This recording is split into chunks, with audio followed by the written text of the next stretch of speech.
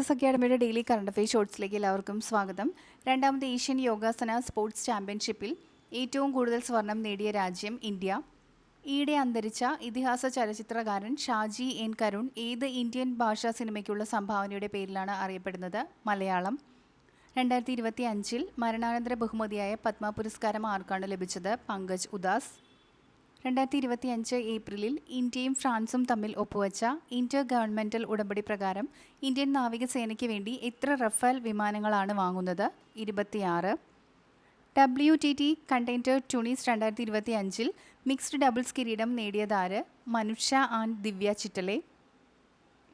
BWF Sudirman cup final 2025 ഏത് രാജ്യത്തിനെതിരെയാണ് India തങ്ങളുടെ ആദ്യ ഗ്രൂപ്പ് ഡി മത്സരത്തിൽ പരാജയപ്പെട്ടത്? ഡെൻമാർക്ക്. ഈയിടെ അന്തരിച്ച lieutenant general S Pattabhiraman Indian ആർമിയുടെ ഏത് റെജിമെൻറ്റുമായി ബന്ധപ്പെട്ടിരുന്നു? ബോംബെ സാപ്പേഴ്സ്. 2025 ഏപ്രിലിൽ Indian coast guard district number 4 പുതിയ കമാൻഡറായി നിയമിച്ചതാരെ? ആശിഷ് മെഹ്റോത്ര.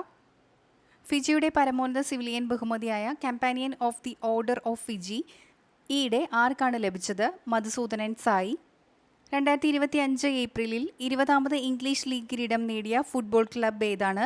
Liverpool FC. കൂടുതൽ വീഡിയോസിനായി ചാനൽ സബ്സ്ക്രൈബ് ചെയ്യുക.